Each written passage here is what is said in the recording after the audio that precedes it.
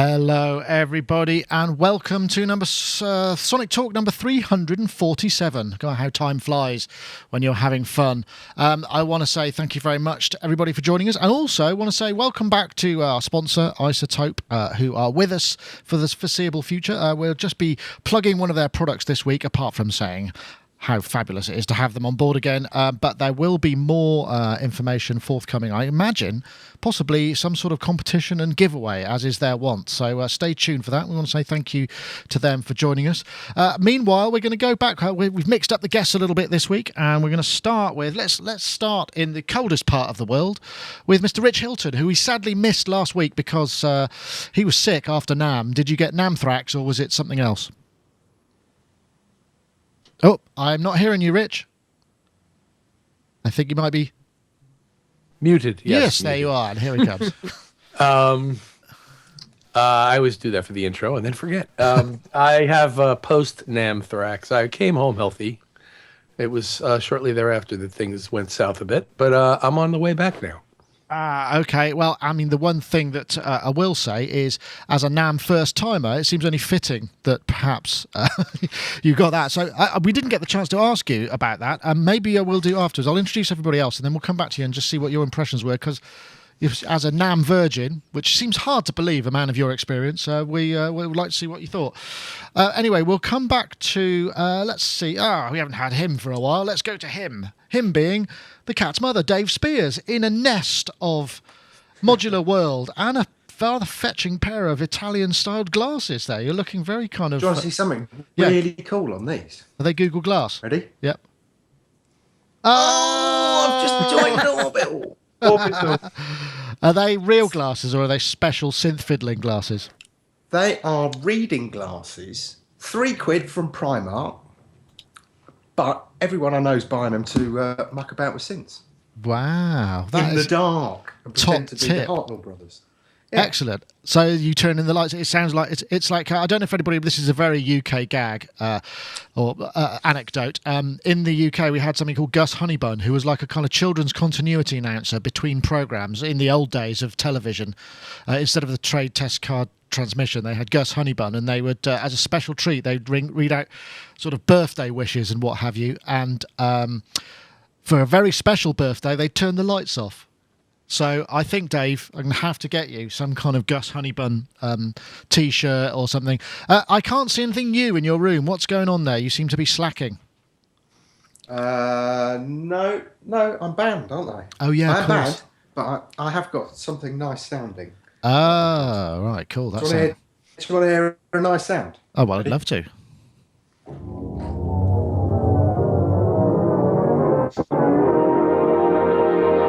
Oh, isn't that nice? Oh, that's a sort of dribbly Picasso-style polyphonic portamento kind of thing, as far as I can tell.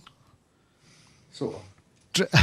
Okay then. Well, anyway, let's carry on with our introductions. We now also have over there in the Somerset levels. I think I can see your snorkel and flippers in the background there. There's Robbie Bronneman from Robot Studios. Robbie, of course, composer, music producer, studio owner, modular nut. Look at that, all those lights flashing. How are you, Robbie? Are you dry or moist? Dry, yeah, but I've got wellies at the ready. Hopefully that's all I'll need. So yeah, it's all right where we are actually. I'm glad you're quite close to the motorway as well, so it's easier to run for the hills. Run for the hills, yeah. Because if you don't know, England, or certainly the southwest of England, is we're experiencing like the most ridiculous, the most rain we've had for 2 centuries. Which, if you understand the relationship of Britain and the rain, you'll understand that's quite a major achievement, really. The most rain for 2 centuries, and there are all sorts of terrible things, flooding and what have you.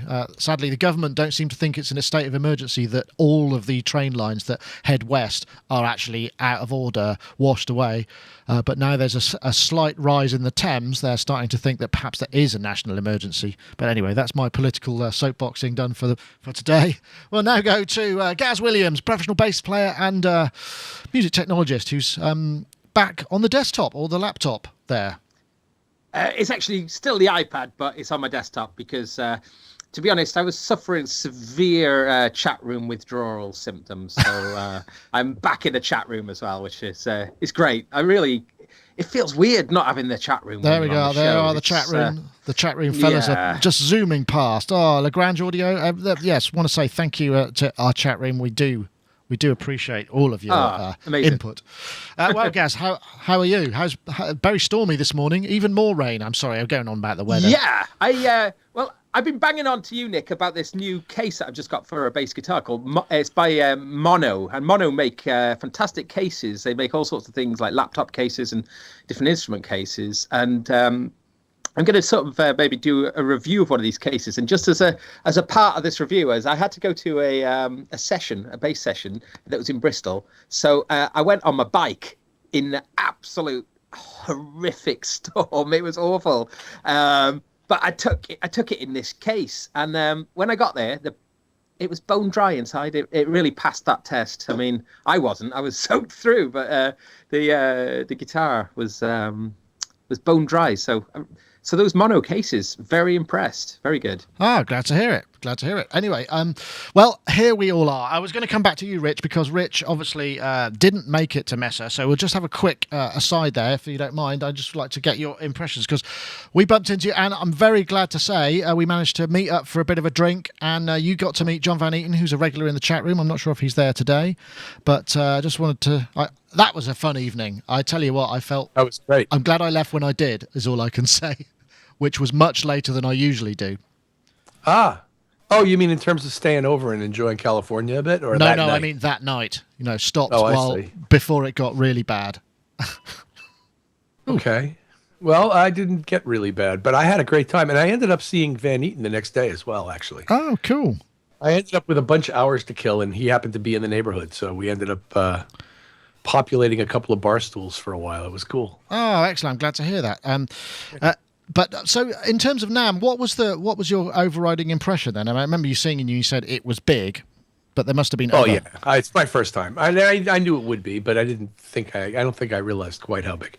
I had a blast because, first of all, secure in the knowledge that gear is gear, and anything I needed to see was going to be covered on your website. I embark on it entirely as a social occasion, and really enjoy the aspect of meeting people and seeing people I sort of know online but have never met, or running into guys I haven't seen for 35 years, or all this stuff. And that's really the heart of it to me, is the people aspect. And the gear is fun, and there's some cool gear. And most of it I'm not patient enough to stand around online waiting to play, like that Moog synthesizer that I wanted to try. On the other hand, other people are offering me gear, and here, take one of these and tell me if you like it, and send it back when you don't. Nice. So not too many of those, but interestingly, one of those was a piece that was covered on last week's show, the Electron Keyboard, where I became online friends with the guy at Electron, and he really wants me to try the thing. And I, as you mentioned on the podcast, had expressed my concerns to him and to you about the size of that window through which I have to peer at that construction site behind it. And he insisted that I should try one. And based on your and Mark in particular talking about it last week on the podcast, I've decided to let him send this thing to me, and I will try. Well, Gaz, Mark Tinley is currently working on getting to know the Analog 4 for us, and he's going to hopefully come up either next week or in the not too distant future and give us his views and a kind of review of that. That's the keyboard we're talking about, right? Yeah. That little keyboard they've got with the tiny little window on it and soft knobs, analog synth. Yeah, that's the one. But also there's that Rhythm, which is the drum machine. Right. Analog Yeah, no, drum. I'm the keyboard piece. Yeah, I'm talking about the keyboard. That's right. So, well, Mark has. I spoke to him today, and he was saying, really does like it. I'm very impressed with it. So, yeah. But it does take a little bit of time to actually get to know, for sure. Well, I'll check it out. I'll give him a shot. Okay, well... I enjoyed the show. To sum up, and seeing you and hanging out that night was fantastic, and I am incredibly grateful to you for helping to arrange for my admission to the show, and I was proudly wearing my Sonic State badge the whole time I was there. Excellent. Well, this is, in fact, if the people at NAMM are watching, part of the reason that I got you in was to give your opinion of the show on the podcast. So, feel free to interject at any time with any NAMM memorabilia that throws it. I'm sure they'll be watching every minute and, like, with a clipboard checking out, make sure that you can come next year. I don't think though, but I think they were very happy to have you. And also, actually, Rich, because you played, you did. I watched the Grammys because I left Anaheim on the Sunday night, and I ended up in a bar in Santa Monica watching the Grammys, which was kind of fun. And you weren't at them, but you played afterwards with Chic. But we saw the Nile Rodgers bit. Were you in the building, or were you not? Were there no tickets for you guys? No, I was nowhere near the joint, Your Honor. I never laid a hand on her. How did the party go? It drizzled. Oh, in yeah, Los Angeles during a drought. How do you get it to rain in Los Angeles during a drought? Put Chic outside with no roof on the stage. Oh man, how was that? Did anything dreadful happen, or was it okay? No. It was a very light drizzle. But the fact is, I'm standing outside at night in Los Angeles, and it's raining. Yeah, after as you say, in the middle of a heat wave. Well, actually, apparently, as soon as I left Santa Monica, the next day the fog came in, and that was it. So I got the best. Now California's getting pummeled with rain right now. Yeah, well, you and me and them both. Anyway, let's move on to our first topic, because I just saw this and I thought this is how to make an ad for basically a piece of software.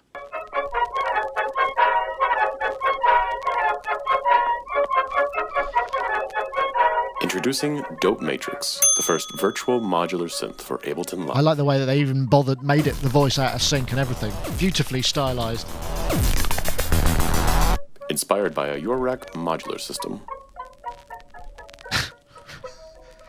The Dope Matrix brings a modular experience into a digital world.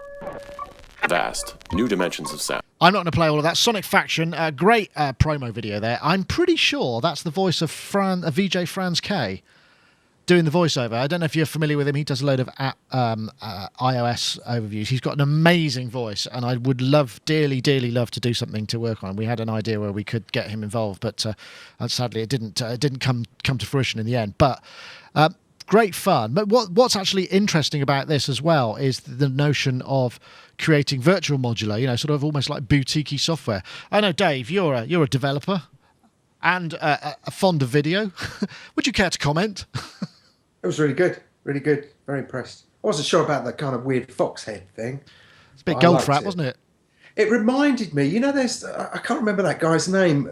We looked at his videos on old synths years ago. He does those kind of demos, but you never see his face. They're very kind of 80s. The Polish guy. Yeah. Yeah, yes. Yeah, at one point I thought, I bet that's what that guy looks like in the flesh. Maybe he's done maybe this isn't a joke video, it's really serious. So yeah, who knows? No, good idea, good price. Sounds good. I've never heard of a Honda Piston oscillator before. Have you not? Piston Honda? Yeah, it's the Harvestman, Scott Yeager. It's the orange stuff. He makes also. In fact, the Harvestman guys have just finished making the final set of modules so that you can actually put in modular form most or all of the elements of a Polyvox, which is a really bizarre Russian synthesizer. So yeah, and the Piston Honda is like a digital wavetable oscillator, actually. Oh, cool. I've got Very one cool. in my rack. You've got one, Robbie. I've got one. The new one, the Mark II. It's just come out. Has it had a rebore? Piston Honda just reminds me of those old days when you used to kind of mod your scooter or mod your kind of moped back in the day. Yeah, when you tried to find one second-hand on eBay, I think you'd have problems because you'd probably come up with loads of motorbike stuff or something. But yeah, no, it's great. It's fantastic. It's got a really dirty sound to it, and yeah, I'm loving it. It's probably my favourite module at the moment. So it's interesting actually because the Dope Matrix is a series of kind of devices that work within one large device. It's got push support, and you can hook it up to various control surfaces as well. But they're actually samples of various oscillators. In fact, I think I've got I hope I've got the information here. Yeah, it's got 4 famous analog synthesizers. If I go here, I can probably show it. It's the Schweiman, A1110, which is a Dopefer, which I think is the whole thing about dope matrix. Plan B and the Piston Honda, which is an interesting idea. It's not quite the same level of sort of patching things around as you do get on a modular, but I don't know if there's anybody who's got any patience for that sort of thing. I know Gaz, because we talked about the modular system on the iPad, and I found it rather sort of frustrating just purely because it wasn't hardware. So could you see yourself patching this up? $40 for a live set of live things? There's a lot of stuff there. Do you have to have Max for Live in order to? Yes, you do. You need to have Ableton Live 9.1 and Max for Live 6.1.5. That's only if you want to use the step sequencer, though. Okay. Well, I mean, it's a hell of a lot of stuff in it, isn't it? Are they built in Max for Live then? I'm sorry, I didn't really see it. I think it must be, to be perfectly honest. Or certainly there must be a lot of Max for Live stuff going on in there. But I think mostly it's just a great big, rack, basically, of stuff that you can then put together. But there are some videos, interesting videos, where they're using push and you can sort of solo and instantiate things. So you're getting that. I mean, it's very not a modular experience, but I suppose it's certainly cheaper than buying a modular rack and those various oscillators, right? But it's the bags of stuff in it, isn't it? I mean, really bags of stuff. I'm just looking through it now. There's a great screenshot, actually, if I can find it here. I bought it, Nick. Oh, did you? Ah, Robbie. I've even got.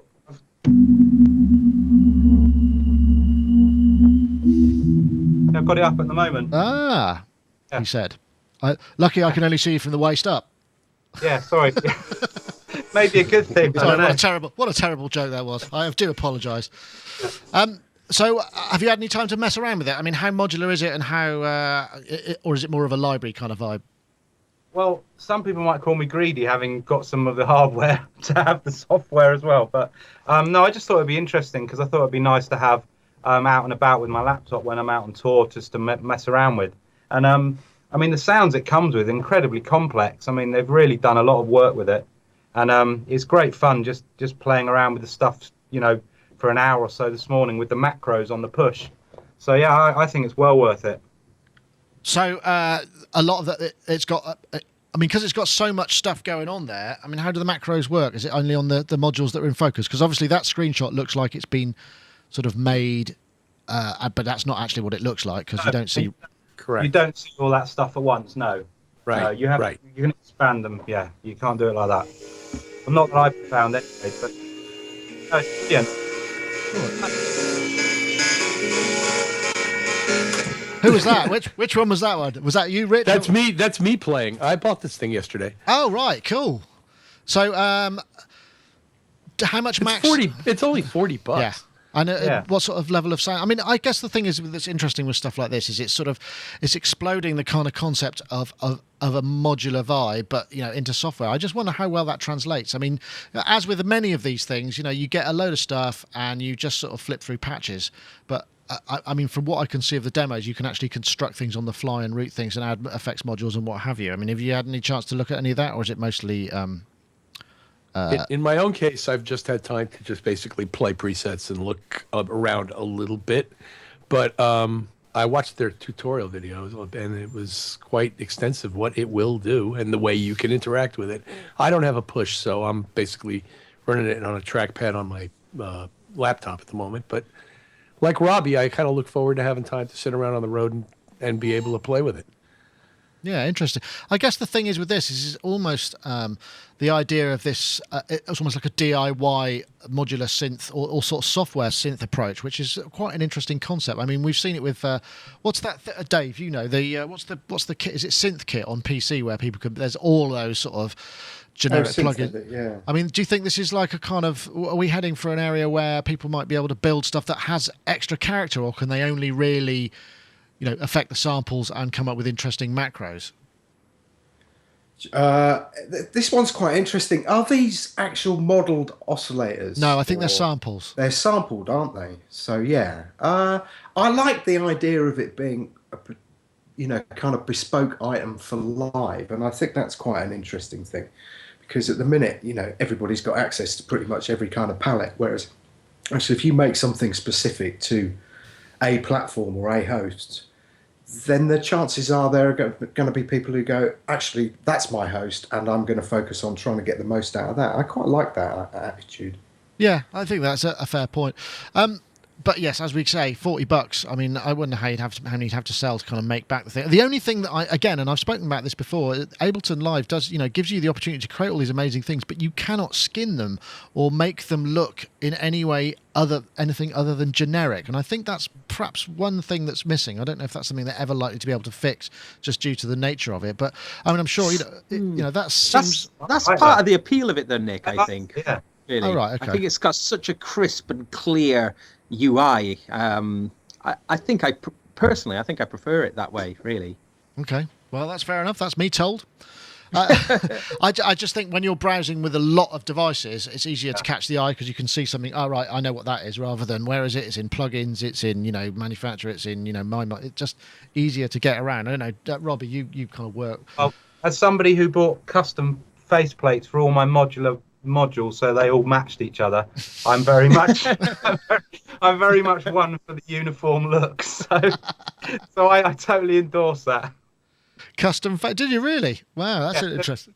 There's a company called I forgot what, Grayscale, and they make these uniform, really nice, simple aluminium faceplates for all the stuff like Make Noise and all Piston, all those companies who do kind of wacky ones like 4MS.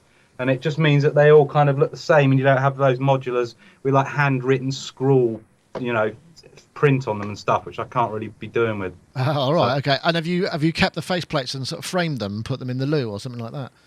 I've kept them all very carefully back in the original boxes in case I ever sell the modules. Glad to hear it. Well, if you want to get it, sonicfaction.com, $40. You need, like I say, you need Live 9.1 and you need Max for Live 2. So I suppose that's the only disadvantage, but interesting idea anyway. I think probably it's time we will get our sponsor in, because I can't believe it's nearly past already. I guess I was running a little bit late, so I think I'm going to give them their moment, if that's all right. So I'll press this button and hopefully the ad will play. There it goes.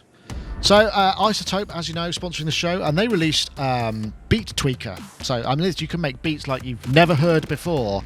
Built on futuristic micro-edit engine, but Beat Tweaker turns everything you know about rhythm on its head. We can do these isomorphic rhythms, designed and developed by Isotope with BT. It's not just a drum machine, it's a drum sculpting and beat sequencing environment that blurs the line between rhythm and melody. Manipulate audio at a molecular level. You can free yourself from traditional drum grids. You can sort of create multiple tempo type patterns at the same time, craft the perfect drum sound, take control of your beats, easily trigger and sequence complex patterns and sequences using Eddie MIDI controller. I'm pretty sure you can get it now. I haven't been supplied with a link, but as I say, I think we should be getting some sort of competition going in the next week or so. But I want to say thank you very much to Isotope. Isotope.com, Break Tweaker. There you go. If you go there, as with all their stuff, you should get a 10-day download. So I want to say thanks very much to Isotope for having faith in the podcast and sticking with us. So thanks again. Right, our next topic is 30 years. I can't find that really hard to believe. Here we go. I thought I'd play this. This is for those of you who remember, that is the Steinberg Pro 24 playing an MT32 multi-timbral sound module. Both of these circa around about 1985, 86. This is by a guy called, rather unfortunately named Snotmail, which is an interesting handle for YouTube. He posted this in 2008.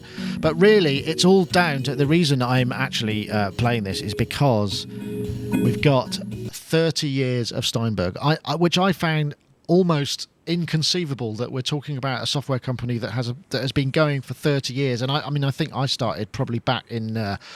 I had Pro 24. I had absolutely no idea how to use it, but it started in 84 with Pro 16 on the Commodore, and then they bumped the tracks up to Pro 24, which is really the first one, or one of the first things. That was on Atari, and then I've got another video here, which I don't know, Dave, I don't know if you used to use Cubase on the Atari, but check this out. This is just, I'm looking at this and it's just taking me back to all those hours and hours and hours I spent in front of Cubase on Atari. And there was another video I found which had the cracked owned by Mike Hunter, which is what I always used to use, just purely because the dongle kept failing. You know, I owned it, but it was actually better as a cracked version. So there, if those of you who don't, this is how it used to be, but interspersed with feeding floppy disks in and out of these. But you see lots of familiarities. You know, pioneered pretty much this kind of key edit feature. I mean, there were other sequences available, but you know, certainly in Europe and with the Atari ST, this was the path that many of us took through to where we are now. But 30 years, it's kind of astonishing, really. Perhaps before we go into full Cubase nostalgia mode, Rich, I mean, what was the stuff that you first, you know, sequencing that you were first exposed to? Was it Cubase or was it another flavour?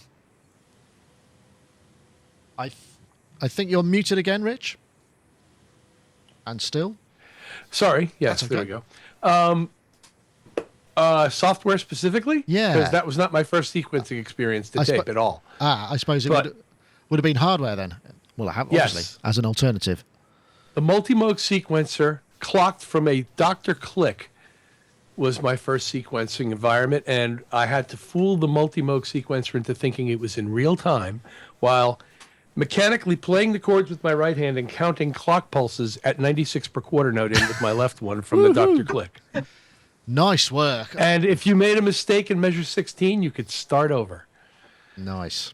And because there were only 6 slots in the thing, songs had to typically be broken up into 2 or 3 pieces of data that connected at measure whatever, 64 and 112 or whatever, you know, wherever they had to connect. But it was working to FSK tone, and I was pushing big rocks uphill every night to get these tracks recorded. And they are the tracks that ultimately got me the job that I've had for 26 years. Wow. So at which point, but you were kind of into sort of synclavier and stuff at that point, weren't you? They did, perhaps you. No. I didn't get into synclavier until I met Nile Rodgers, and I grossly exaggerated my prior experience on the thing. I read all the magazines with one in. Yes. Excellent. I had been near them, and I actually met John Appleton in a hi-fi store in Burlington, Massachusetts in 1980, and we talked about it all day long. But I hadn't actually used one when I told them I had. And then I went scrambling to get lessons so that when I showed up, I knew what I was doing. Wow. I apologise in advance. This is definitely going to be a reminiscing kind of episode because this year seems to be, you know, I mean, we're hitting these kind of 25, 30-year maturities for a lot of this software. I mean, Pro Tools is 24, 25, if start with Sound Tools back in the day. I know, Dave, were you a Cubase guy? Do you recognise those screenshots? Did you glaze over and start thinking about smoking something else? Yeah. Playing some jazz funk, maybe? It was really interesting. There was a period where I couldn't actually afford Cubase, and a friend of mine worked at the UK distributor, and he got me a copy of Cubasis. You remember that? Which was kind of a really cut down, might have been Cubasis Lite even. Yeah. But really that was the first kind of linear software sequence. I mean, I'd used MC500s on the road before that, and I then fell in love with the C-Lab stuff, primarily because you could have those different length loops, and that seemed to kind of really appeal to me. What was that? What was C-Lab's called? Was Notator, was it? Yeah, Notator and Creator was the kind of cheaper. That must have been. So was that the kind of precursor to Logic? Is that where Logic came out? Yeah, absolutely. Yeah, C-Lab became. Blimey, what was it? eMagic? Yeah, eMagic became Apple. So effectively, I mean, that must be a similar amount of time. There must be about 30 years or getting on for it for eMagic as well, right? Yeah, absolutely. I mean, what's interesting is my very first software sequencer was this thing. I think it was either called Sonus or ProSonus or Pre-Sonus. I don't know, whatever it is. It's not the Pre-Sonus we know now. It was actually started by. It was a guy called Tim Ryan, who later became the whole Avid head. The head of Avid, and that was quite an interesting conversation I had with him about the development of that.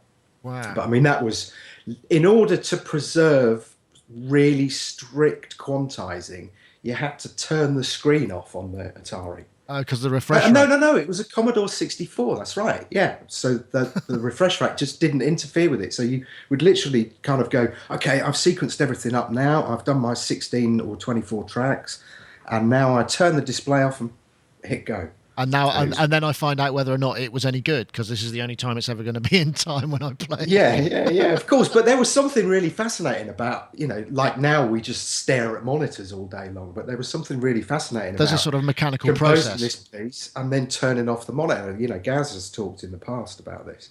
Yeah. But I mean, honestly, Steinberg, if it weren't for Steinberg as a company, I wouldn't be here doing this. Well, the VSTs as well, yeah. Just changed everything. And also, years and years ago, when Chris and I were doing the Fat Boy thing, we'd originally designed that around GS and XG sound cards, because I was doing a lot of stuff on the sound canvas for Roland and stuff, and I was tired of that wallpapering through a letterbox, so I wanted a box with knobs on that controlled all these things. And actually, Steinberg Direct Services were a distributor for the other software stuff that I was making. And when we had this prototype box of knobs, I took it to Manfred Rurup, who actually turned around and said, "I'll tell you what, we'll take 100 of these, but you must put a third mode on it that is just a CC mode, because we're about to start distributing this really amazing software called Rebirth." And he showed me what it was, and Chris and I came away going, wow. And actually, if he hadn't have suggested that, I think the Fat Boy would have lasted about 2 weeks in the commercial marketplace. So yeah, big thanks, really. Yeah, I mean, it's amazing that, I still find it kind of astonishing that it's been such a long time and there's been so much of it. Robbie, where did you start? Have you always been eMagic, or did you start? No, I started, my first sequencer was, I think when I was about 15, I was given some money by my grandparents and I went to ABC Music and bought an Atari with Pro 12, which I think was like the cut down version of Pro 24. Like less tracks should be somehow cheaper. I think it was free, in fact. I think it came, you could get it, you got that free, and then I kind of progressed to Pro 24 and then Cubase as well. So yeah, that was my kind of first kind of inroads to computer sequencing. God, yeah. I remember I went up to I can't remember the name of the shop. It was I forgot, but I remember driving all the way up and buying, an Atari and the manual, and I got home and I started to try and use it, and I rang up after about a day or two saying, this doesn't work. It's, it's just impossible to use. There must be something wrong with it. How does it work? And it was just that hard to learn.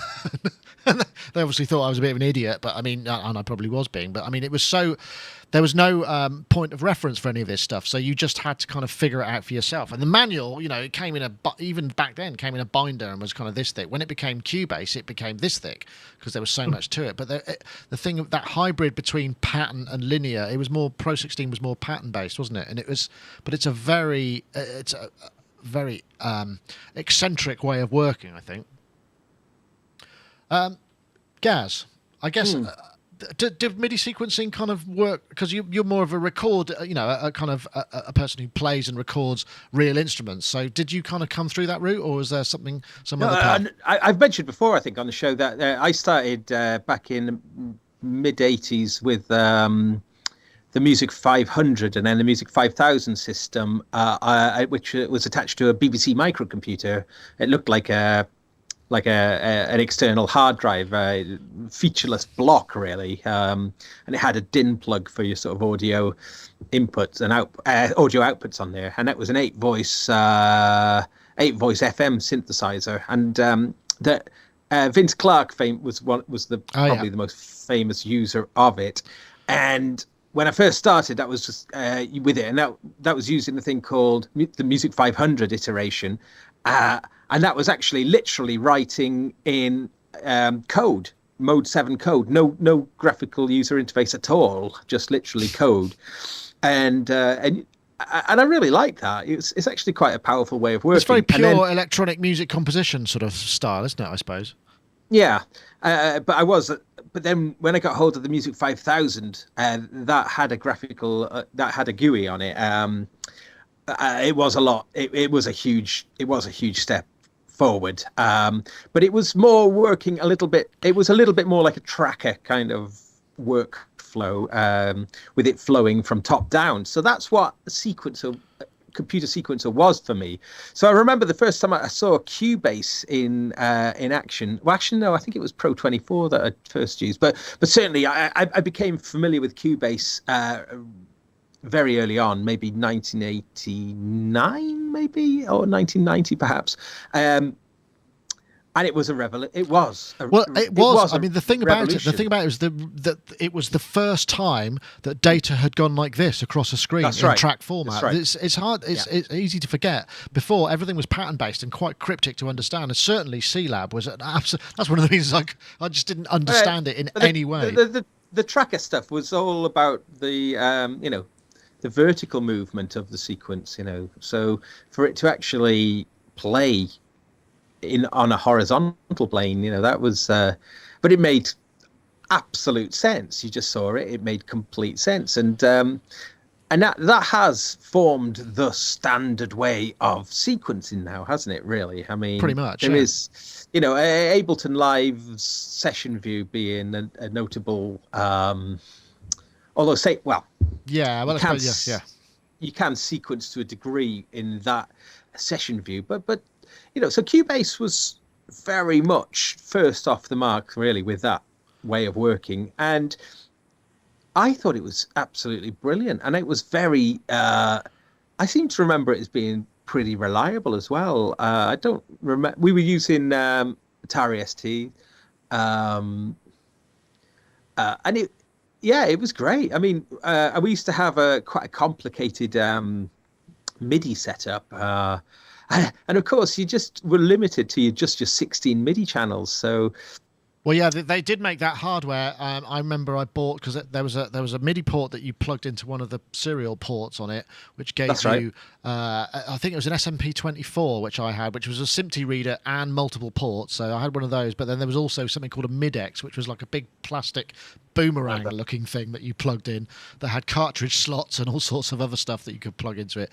But the thing was, what was the name of the port? It wasn't the serial port on the Atari, wasn't it? It was some kind of, it looked like a massive kind of printer port. It was like a Centronics port or something, and it was just so flaky that it was almost impossible to rely on. So the SMP24, I think, was the best way of doing. But they also made, let's not forget, I don't know if you remember this, a moving fader or a VCA automation system, which you could plug in. I remember at Crescent Studios, which was in Bath, they had a small console there before, post SSL. It was when there was a second room, and they had Cubase. I think it was 16 or 24 channels of VCA automation as well. So there's loads of stuff they made that is sort of almost probably forgotten in the ether. I don't know how much of this stuff made it into the States, Rich. I mean, because when you were talking about the way that you sequenced, but was it Macs that when they first came in that became the kind of MIDI sequencer of choice, or did the Ataris kind of make it over there so much?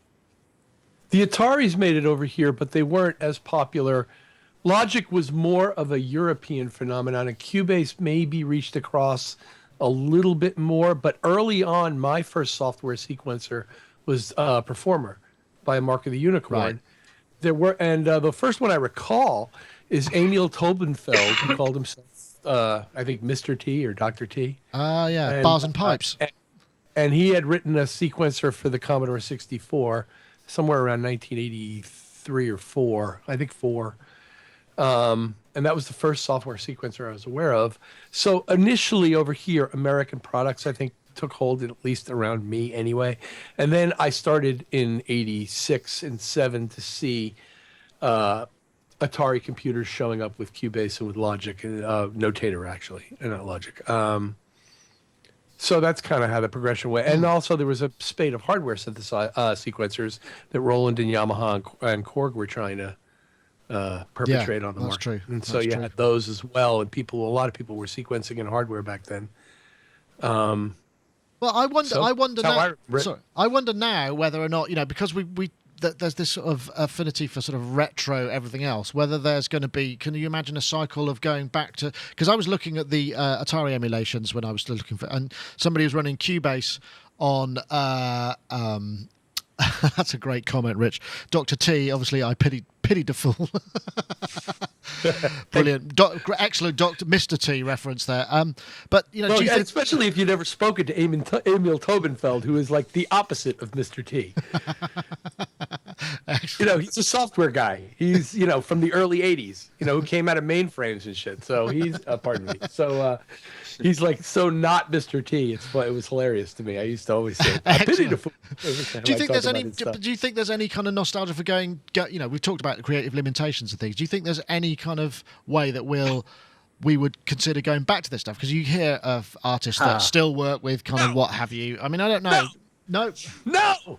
Yeah. You can't make me. No. My creative partner, Frank Norton, who I was working with Cubase way back in the early 90s, he has recreated a software. Oh, has Gaz just gone? Oh, no. Space. We've lost Gaz. Oh, that was getting so interesting. I don't know where he went there. He's gone back to the 80s. Oh, yeah. We lost his connection. Oh, look, there he is. He's just vanished. Oh, that's a shame. I know, because we talked to you, Robbie, about, even just changing versions of the sequencer that you currently use is kind of, traumatic enough.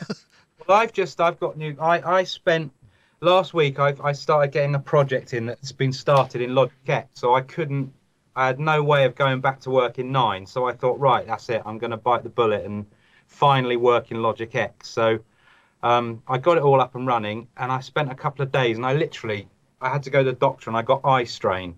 And the doctor said, oh, you just got to not do it so much, be in front of the computer. And it's all to do with the look of it. So I went on this pilgrimage of trying to work out how to customize the GUI of Logic X, and went to all these forums and found out how you could write all this stuff in Xcode. So I've spent the last week totally customizing Logic X to be much more like Logic 9 with lighter backgrounds and changing the color palettes and all that stuff. And now I'm very happy. So I think it's really important the way it all looks is to how you can work with it. Well, particularly if you spend so much time in front of it. That's really so that's hardcore. Yeah. So you've basically been recoding and changing making TIFFs and everything, recoloring TIFFs and all this sort of thing to try and change elements within the interface. And it's great now. I'm really happy. It's a great program, and I'm really happy with the way it looks, and I'm not getting a headache every 10 minutes. So that is awesome. Now that's hardcore. Gaz, we lost you. You're back now. You were sort of mid anecdote. You froze like Max Headroom. Sorry, I don't know what happened there. No, but Frank has recreated like a 1990, 1991 studio setup with an Atari as in the hub, but he's kind of got all the things that he dreamt about when he was first using that stuff back then. So he's got what's the Atari that looks almost like the TT. Yeah, maybe that's or the Mega, the Atari Mega ST, which was like the Atari Mega ST.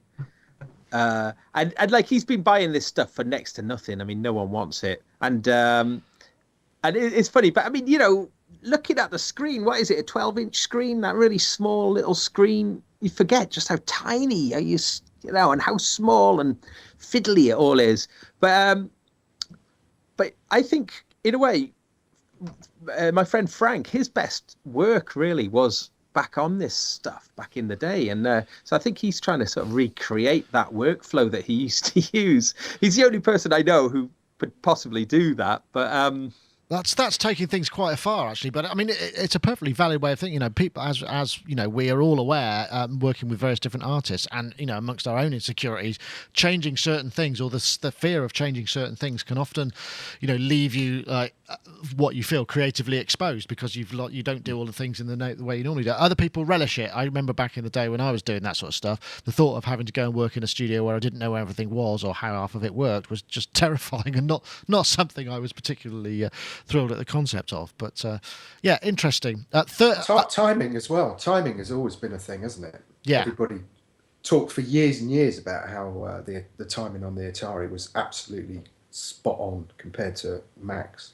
Yeah, I don't know about that so much, because we have talked about this before, where the track at the top of the screen would arrive sooner than the one at the bottom, so you'd always put your bass drum and your hats either at the top. I forget which way around it was, and I don't know whether there's any truth in that, but it felt it sort of I'm sure I proved to myself that it was true, but I can't remember how I did it.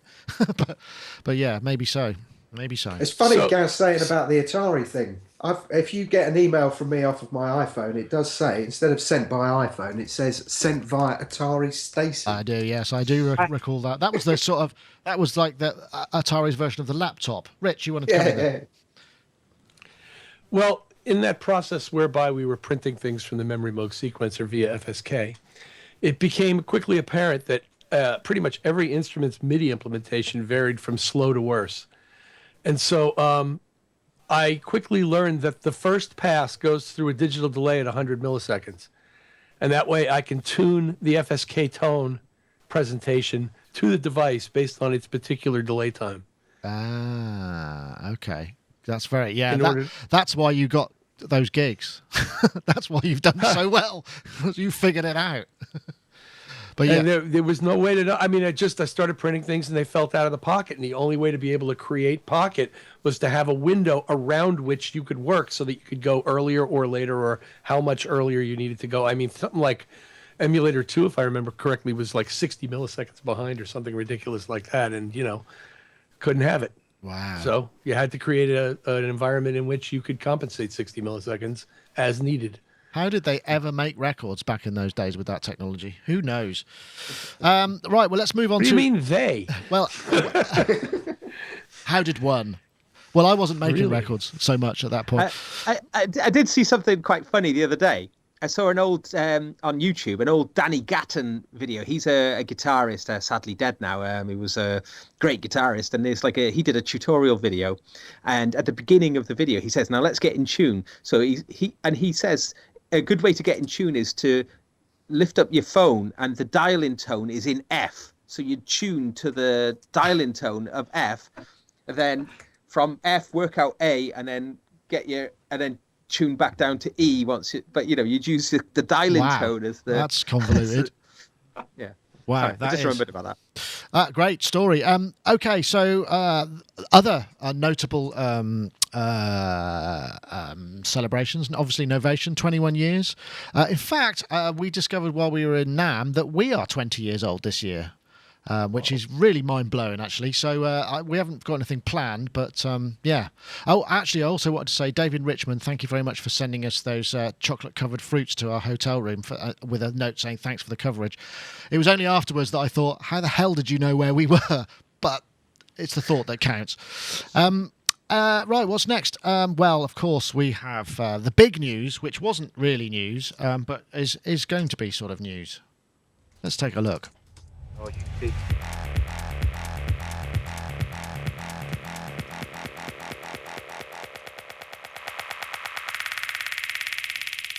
That's right. It's the retro analog-esque kind of series from Roland, which are going to be announced, or the embargo is finished 8 o'clock Friday morning, I'm told. There's going to be a public unveiling at Dance Fair in Utrecht in Holland, and very fortunately Champ in the chat room is going to make it there. He's going to be going there, and hopefully he's going to grab some footage for us, so we'll get to see some of the stuff we haven't already seen. I have to sort of say that I do know what 3 of these are. I mean, there's no secret really what they are, but I've actually got one here and I've just finished the review of it, so but I can't say any more than that. But I think you can see there's a TR8, which is the drum machine. Up there, the keyboard, which is, I think it's called System 1. VT3, that's the TB3. So there are 4 things that are coming from AIRA. And this is Roland are not noted for their fabulous teaser campaigns and creating such a massive storm about their products. But this time they've actually managed it. In fact, you can see there, that flashing light over there is one of the units. That's as far as I can go because I've signed an NDA and I'll get my arse sued. But this is the first time that I can think for ages that Roland created a proper buzz about their stuff. Whether it's analog or digital or whatever. We know it's not analog. It's called analog circuit behavior, so it's a modeling kind of technology of some description. But my thinking really was, it's great. It's about time that there was some excitement about some Roland products, and maybe some of the larger manufacturers will start to kind of think about, generating this kind of thing for themselves rather than, the bread and butter stuff, which they have to make, which is kind of gigging keyboards and stuff that, people who play gigs where they need a variety of sounds and what have you, but it doesn't get the rest of us excited. It doesn't generate very good PR. I'm going to come to you, Dave, first, because you are sitting there in a room full of analog. You have an 808. You've got drum machines. I know I've spoken to you privately a little bit, so you have to be careful not to let any information out whatsoever. But I mean, what do you hope for from this? What would you like to see? I mean, because it's been a while since Roland have been, right there, right? I'm so tempted to say, I don't know anything about this. God, what a load of noise. If there's anything I would like, it's for all the noise just to stop.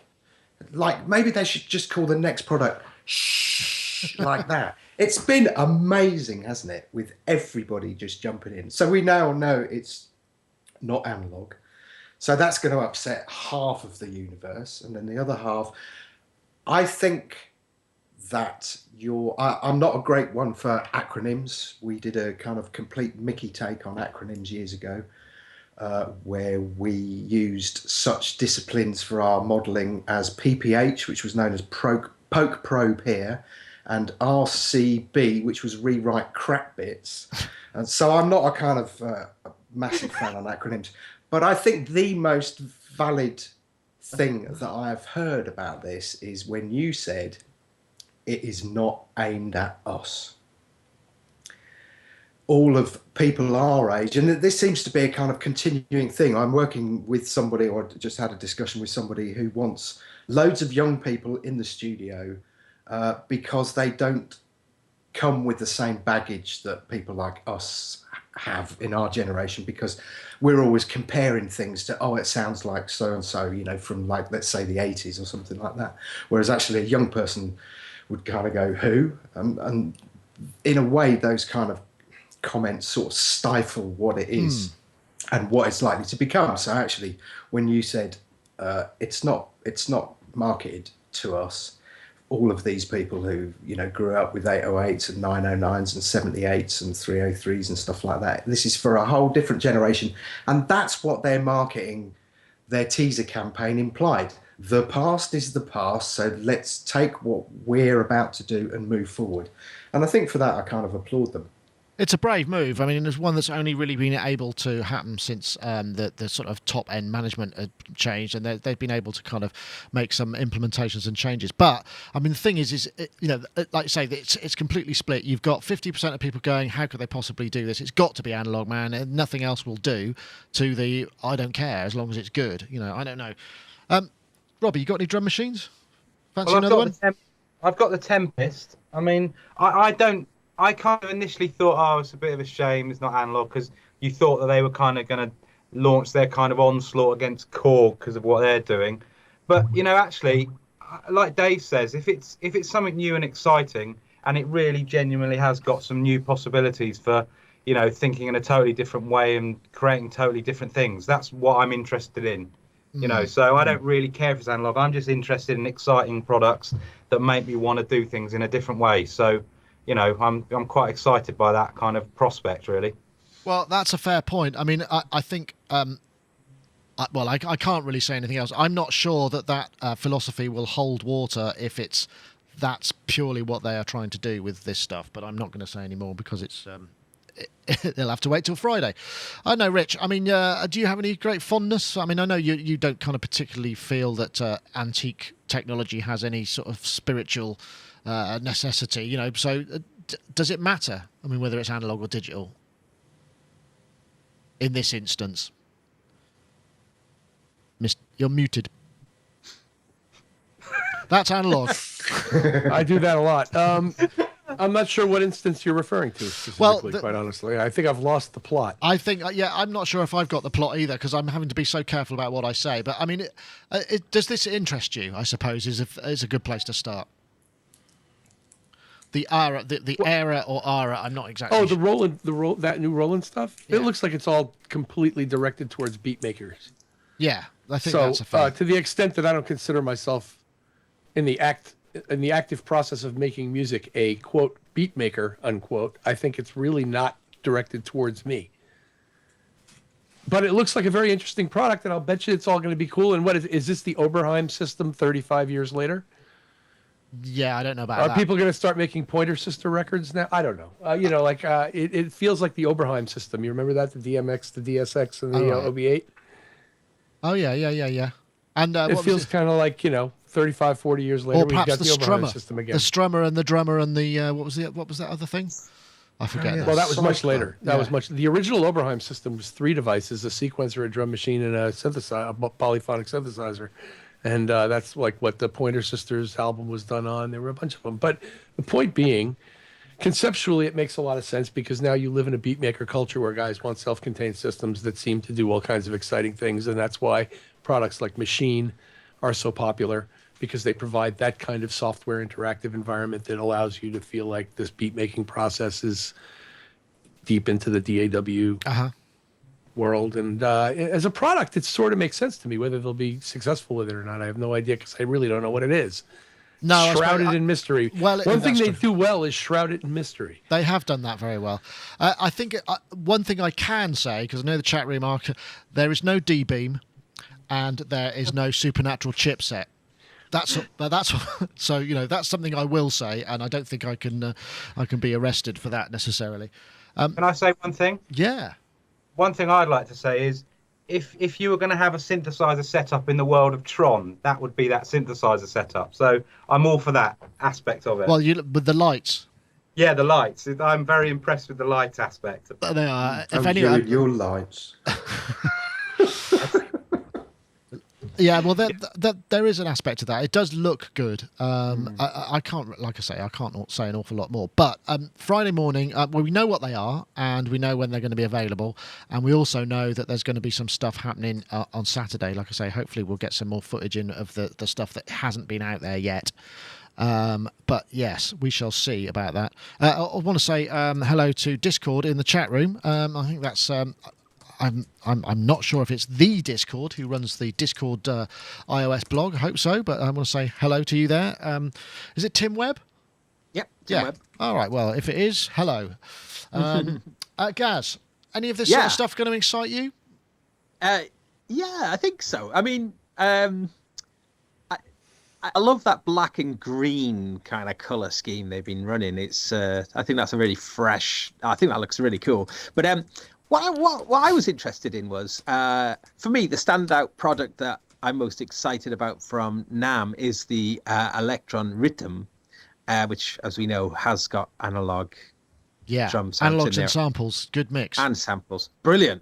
Amazing. I mean, that is such an exciting thing. But and Robbie will be testament to this, the Electron way of working is far from intuitive. You really have to kind of use them a lot and to get into its own particular peculiarities. So in a direct comparison, I'd be quite interested to see what they would be like side by side, and whether the Roland one has this really neat workflow.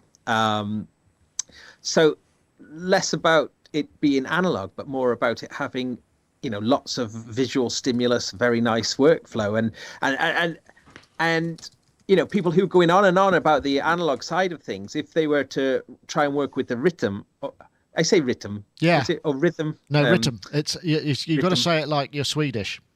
Rhythm. And the AIRA TR-08, and just to see. What wins out? Is it analog sound quality or is it workflow? So, Well, I must admit, I think it's got to be workflow, because, I mean, if you look at what's been happening at this NAMM, and I don't know if Rich got a chance to check, but I felt that, that we didn't have any great leaps forward in terms of technology, but it was very much concentrating on how things were done, workflow, and also a great lack of software innovation as well. It was about hardware workflow. I mean, there were obviously software were there, but it was a much lower level and profile than perhaps it has been previously. So I think the workflow is actually pretty important. I don't know if you'd agree with that, Rich, in terms of it, whether that's the trend, because everybody's aspiring with this stuff to be professional, and when you are professional, workflow is kind of everything. So it makes sense that would be a point of focus, right, rather than it looks pretty. Yes, I agree wholeheartedly, and I actually think that's been the case at trade shows since the emergence of popularity of Ableton. because it modified other people's GUIs like Logic to become more of a one-window workflow, and you've got BitHeads now, which is attracting a lot of attention. And Corey was eloquent on the subject last week here on the podcast about how exciting their software is. Bitwig. So, right, okay.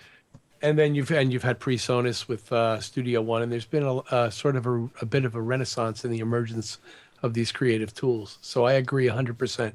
Workflow more than technology and sounds. That said, it's amazing to me to also watch the proliferation of the modular synthesizer market, and I'm actually beginning to get interested in it. What is it that's piquing your interest? Because you've got a history of being involved in synthesizers from an early age and from an early point in your career. What is it about it that's now making it more interesting? Well, it's hard for me to confess in public that I'm actually romantic about this stuff, but it's something very cool about the fact that small companies in America and in other places in the world as well are cobbling together interesting kinds of modules and kind of picking up aesthetically with synthesizer modular design, where guys like Serge left off in the late 70s and where it all got kind of just like left by the side of the road for a couple of decades. And now people have picked it up and started these small companies. And now you see guys like Pittsburgh marketing these little self-contained modular rigs that have like a really nice complement of little stuff, kind of like what Bob Moog was doing with the Moog 15, except you've got a wider variety of cool modules now, and you can populate it with different stuff because of Eurorack standards and such. And I just think it's all very cool that people are interested in this because, like I said, there was a period of decades where nobody cared, or very few of us did. I shouldn't say nobody, but in the grand scheme of popular culture, very few people cared. It's a cycle. I guess there's going to be a point where, whatever the trend in music, where it ends up, maybe we're going to get another maybe we'll end up in poodle rock renaissance, and it'll all be kind of drum machines. In fact, bizarrely, the standardization of it is also helpful as well, I suppose. The technology enables us to make things like, I went to see, I don't know if you're watching on Facebook, I went to see, my sister-in-law bought, this is completely off piece, but I'm going to say it anyway because it's quite a funny story, or at least I think it is. My sister-in-law bought me and my partner tickets to go and see a Queen happening. It was like we thought it was like a musical, so it would be the Queen story. I have no idea why. I've never expressed an interest in or need to want to go and see that. Neither of us are particularly Queen fans, but so we thought, we go anyway, and we went along, and it was a big theatre in Bristol with a tribute band on. But they weren't really a tribute band in the way that they went for the whole kind of look and feel. They were just playing Queen music. And it was a really sort of unusual, it was a really odd kind of environment because there was no, the singer didn't sound like Freddie, nobody looked like anybody in the band. They were, the backing vocals were amazing actually, but the drummer was playing a big Roland kit. And he just had the most ghastly sound the whole time without any kind of variation, but using the technology, obviously much easier for them to be able to set up and do that gig and get the hell out of there. I'm not sure where I was going with this, apart from the fact that I did put a false moustache on, and I was thinking about storming the stage because I actually looked more like Freddie Mercury with a moustache on than the guy who was singing. But I guess that's not really very fair on him. But he was, he hit the notes. But so I'm not sure where I was going with that. Nick, can I just complete one last point about that? What course. I was saying about the resurgence of this stuff is that another interesting thing to me culturally and musically with respect to this kind of gear is how EDM, to me, bears as much relationship to Tangerine Dream as it does to the music that followed the sampling revolution of the 80s. And that texturally, we've gone back to something that wasn't even that popular back then, but I always thought was really cool. By using these kinds of devices to create those kinds of music. I suppose so, yeah, and also the thought of having a module and making it front and center. I don't know, not Gareth. Sorry, Robbie. You're using modular stuff. Do you find that you're using it as signature sounds, front and center stuff, or is it more in the background? Is it giving you what role does it play in your productions? Well, first and foremost, I've got a modular that I didn't want it to be like an analog synth. I didn't want to create another analog synth that I could just patch up because I've got loads of analog synths. So everything I've got in my rack is hopefully kind of interesting things like wavetable oscillators and, audio damage processors and all that kind of thing. So I really treat it like, I want to get something totally kind of visceral and raw and different than I can get from going to my Prophet 8 or something like that. So, that's how I approach it. I like feeding stuff through it as well. I've got an interface that allows me to get audio in and out of it. So, from the rest of my computer setup. So that's kind of how I treat it, and that's what excited me about Eurorack stuff. It wasn't having another analog synth. It was more of an integration. Yeah. Interesting. I mean, it's interesting because you, Dave, you've got a system. It's not a dissimilar world to what Benj has. In his situation, obviously much smaller, but in terms of like the big modular format stuff, the kind of the sound of the synthesizers.com is very Moog-y, and the stuff that Benj does with John Fox is very much like that oscillator, that filter, front and center, right in your face. That sound. I mean, where do you use your synthesizers? Do you tend to use them signature, or what's the kind of way that you find it? Just for display. No, I don't know how to use one. I thought it was really interesting, actually, in that I Dream of Wires, where they made the kind of the two camps. There's the Eurorack, which Robbie eloquently put why he was interested in it, and I think that is completely valid. And then the large format guys, and I love that bit where the guy said, the large format is for people who are stuck in the 70s. And there was this moment where I kind of went, hang on a minute, I drive a car from 1973. The most modern piece of kit in this room is actually the recent Mellotron. Everything else is pretty much from the 70s. So it just kind of made me laugh. As for what I use it for, it's very, very useful for us when we want to mock up ideas. So that's one side of it. But equally, the Andromeda is also a really detailed synth, and that allows us to mock up ideas. But in terms musically, I don't know, it can be anything. If I love the sequence stuff of it, and I love like Rich was saying, that going back to that Tangerine Dream, the whole Berlin school of music. I love that kind of syncopated, beautiful sequence rhythms. But equally, I can take every single waveform output and distort it to hell, and then run it through parallel filters and get all sorts of chaos going on. So it's just a horses for courses thing, really. What's really funny is, of course, people walk in this room who don't know anything about music, and they really seriously believe that it's a telephone exchange from the 60s. Yes, I collect. I suppose that, easily. Gaz, I remember, did you not recently launch yourself into analog? Did you get a microbrute? Yeah, I got a microbrute. Welcome to the club. And is it a gateway to to more modular drugs? To be honest, I'm just thinking about Electron all the time at the moment. That's the thing. So the rhythm, but the analog 4, and I like the idea the analog 4 has got an extra sequencing track that you can use with the CV output, so that could link up nicely with the microbrute. So I can see that, being my. Are you trying to head for an all Swedish kind of engine to your electronic music studio? So you're going to be going with obviously the OP1 and then the all the Electron stuff. Yeah, actually, I hadn't thought about it that way, but the Electron stuff. I think, to be honest, I've read the manuals of the Electron stuff now, so I've got a pretty good idea of how to use them, albeit sort of just theoretically. But just that stuff, I just think I don't really like old.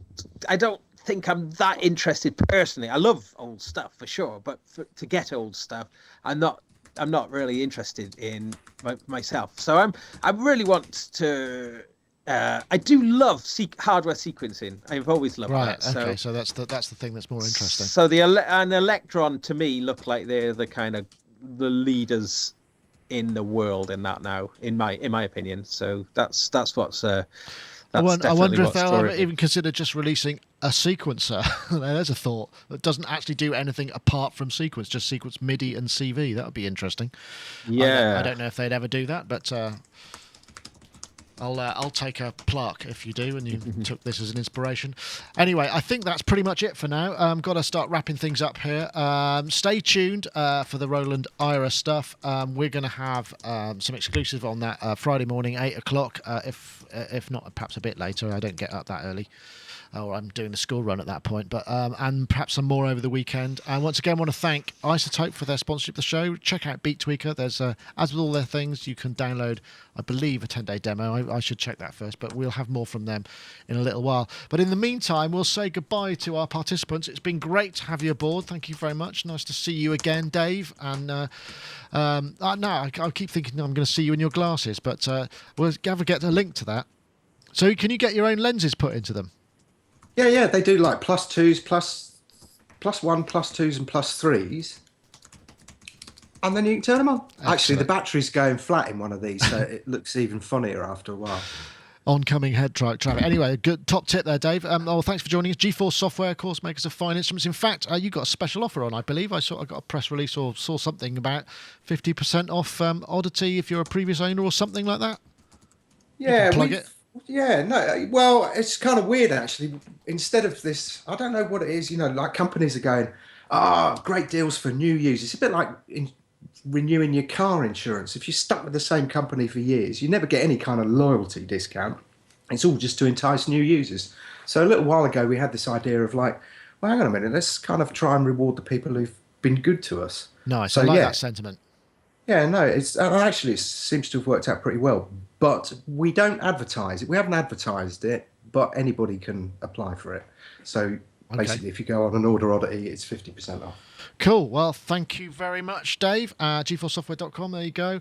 We'll also say thanks to Mr. Rich Hilton over there in icy, wintry Connecticut. I'll trade your ice for our mud any day. But, well, actually, because I haven't got to fly anywhere for a while, so it's fine. No, it's cool. I like winter, actually. I don't usually complain about it, and I'm not really complaining about it, but damn, it's cold out there these days. Well, I hope you stay warm. I'm glad to hear you're on the mend. I can still hear there's a bit of cold in your voice, but yeah, I hope you're fully recovered by next time we speak to you. Thank you very much. Thanks, Nick. I enjoyed it as always. Of course, Robbie Bronneman over there in his robot studios. You got something on? Have you got a lot of work in the new year now? Yeah, and just like to say, next week, Monday, Tuesday, and Wednesday, we're back on the Sushi Friday trail. So it's a project I'm doing with another producer using just all the hardware in the studio, no virtual instruments. So Sushi Friday music on Facebook if you want to follow the blogs. Yeah, definitely. Thank you very much. I'll put a link in the show notes as well. And thank you very much for joining us. And of course, Gaz Williams over there in Bristol, where it seems to be the lighting is changing rapidly in your space. The weather out there at the moment is horrific. It's probably coming our way. I can see some trees out there at my studio window, and I've never seen them move in the way they're moving right now. It's quite frightening, actually. Yes, well, I've heard there's going to be force 12 gales at some points of the British Isles, so batten down the hatches and all of those kind of things. Yeah. Maybe get out of the roof. Yeah, good point. Anyway, thank you very much, Gaz, for joining us, gazwilliams.me. And as I say, thanks to our sponsors and all of you guys in the chat room. I'm very pleased to see you all. You've got seems to be a large crew in there this week. So thank you very much. And we shall see you all next week for another show. So that's it for this week. That's Sonic Talk. And I'm going to press Fade to Black now.